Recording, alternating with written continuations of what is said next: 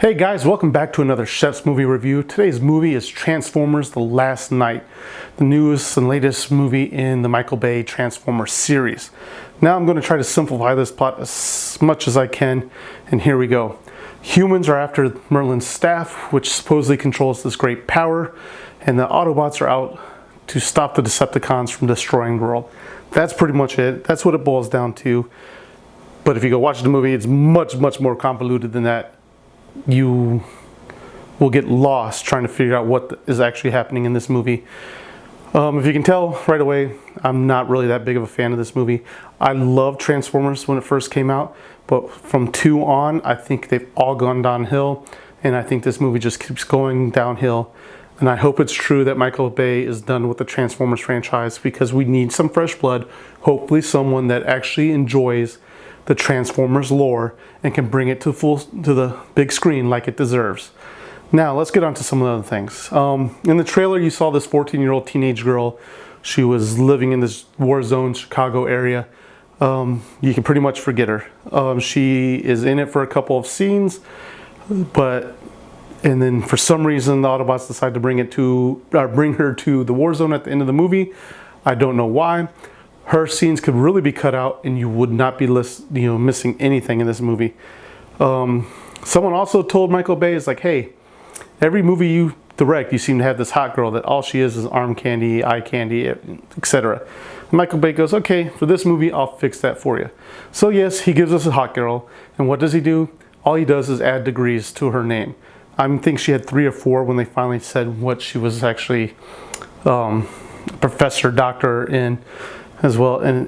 But it's simple fact again, she is the romantic lead for Mark Wahlberg's character. She supposedly ties into the movie, but really, again, it's convoluted.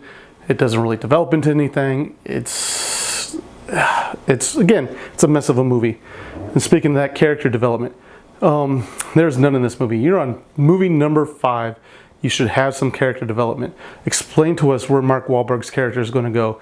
Why is he still doing what he's doing?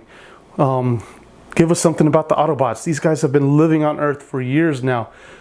They should be developing something more. They should be fighting more than just to save humanity, protect themselves, etc.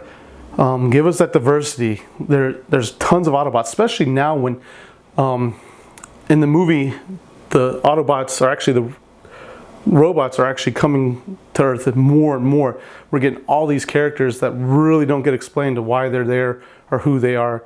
It's just thrown at us. But again, that's just like the other movies. They bring new robots in, they say their name, and that's about it. They don't give us any reason whatsoever. Even the bad guys is the same way. It's just really bad.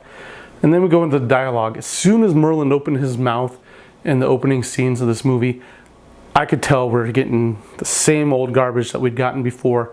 And I wish it was different, because they brought on new writers who I was hoping were going to push the Transformers franchise into a new direction.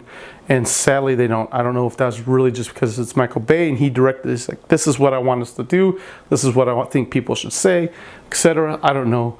It's sad. The dialogue is really bad in this movie. And then editing. Editing is bad as well. We get it, Michael Bay. You shot this film in IMAX. You shot this film in widescreen and regular. You don't need to keep doing it like this, though, throughout the movie, especially during the action scenes. It drives us crazy. We can't pay attention to what's going on, because all of a sudden I get this wide shot, and then I'm up close, and then I get this wide shot again. Please just stick with some good editing. Find an editor that will tell you no. But again, hopefully this is your last time doing a Transformers movie and we can move on. The action scenes. We know it's Michael Bay. We're going to get explosions. We're going to get the military. We're going to get big robots fighting. And that's what we do. We get the same old action. The climax again is the Autobots fighting the Decepticons, trying to make them stop from destroying the world. The humans are in there doing something, but they got to get a piece of this staff to make sure that that Earth is safe. It's bad. It's the same stuff. Save your money. If you really want to go watch a Transformers movie, go watch Michael Bay's first one, or the cartoon that came out in the 90s. I tried to go in this movie with hope because I thought that they were going to go into a new direction. But the twists in this movie were bad. People were laughing at them. Michael Bay does not have an appreciation for the Transformers lore, and he wipes his butt with it.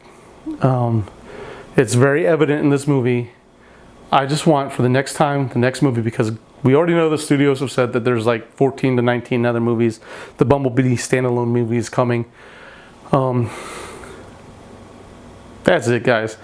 I'm going to straight say it. This is a Netflix movie. Go watch it on whatever media that you can watch it on when it comes out on the media. Don't go see it in the theaters. You're going to waste your money. And God forbid, don't go see it in 3D because it's just going to confuse you and hurt your head even more. Netflix it, guys. Well, that's all I got, guys. Until the next review, I'll see you later.